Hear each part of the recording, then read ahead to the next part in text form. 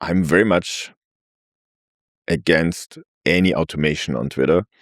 If you tweet at me with AI, I will block you. No first strike. As soon as it smells like AI, and AI still has a smell, especially on tweets, it's very hard to tweet in a way that does look completely human. And then I block. Like I have a zero tolerance policy on that. And I think it would be very helpful if like tweets done via API would be marked. Maybe there's some special cases and there should be a very easy way for agents to get their own Twitter account. We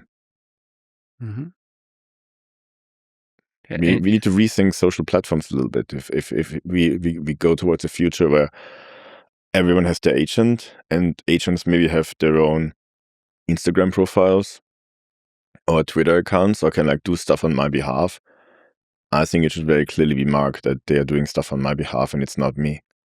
Because content is now so cheap. Eyeballs are the expensive part. And I find it very triggering when I read something and then I'm like, oh, no, this smells like AI. Yeah. Like, where's this headed in terms of what we value about the human experience? It feels like we'll move more and more towards in-person interaction. And we'll just communicate. We'll talk to our AI agent to accomplish different tasks, to learn about different things, but we won't value online interaction because there'll be so much AI slop that smells and so many bots that it's difficult. Well, if it's marked, then it should also be difficult to filter. And then I can look at it if I want to, but yeah, this is like a big thing we need to solve right now. Especially on this project, I get so many emails that are, let's say, nicely agentically written. Yeah. But I much rather read your broken English than your AI slop. You know, of course, there's a human behind it, and yeah, they prompted. I much rather read your prompt than what came out. I think we're reaching a point where I value typos again. Like, yeah. Like, you know, I mean, it also took me a while to like come to the realization.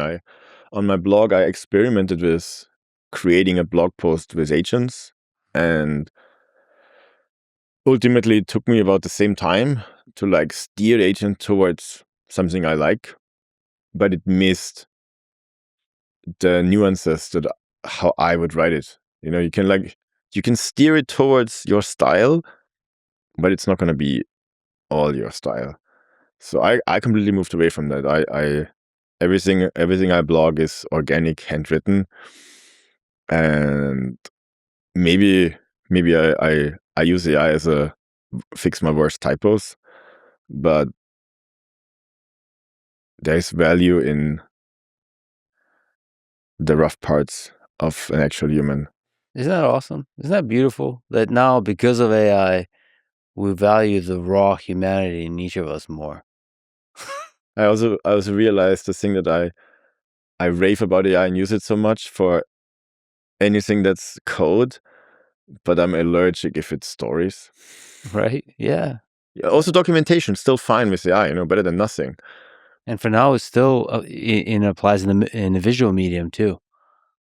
It's fascinating how allergic I am to even a little bit of AI slop in video, in images. It's useful. It's nice if it's like a little component of like. Or even those images, like all these infographics and stuff, they trigger me so hard. Yeah. Like it immediately makes me think less of your content, and they were novel for like 1 week, and now it just screams slop.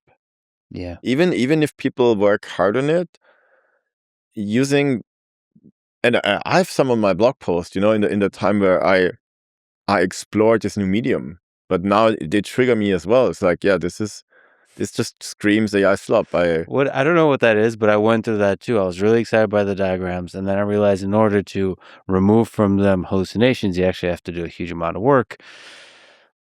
and you're just using it to draw the better diagrams, great. And then I'm proud of the diagram. I've used them for literally like kind of like you said, for maybe a couple of weeks. And now I look at those and I feel like I feel when I look at Comic Sans as a font or something like this.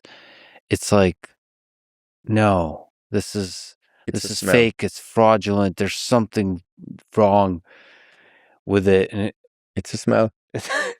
It's a smell. It's a and smell. It's awesome because it reminds you that we know there's so much to humans that's amazing, and we know that we know it.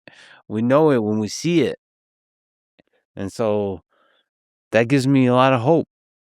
That gives me a lot of hope about the human experience is not going to be damaged by, it's only going to be empowered as tools by AI. It's not going to be damaged or limited or somehow altered to where it's no longer human.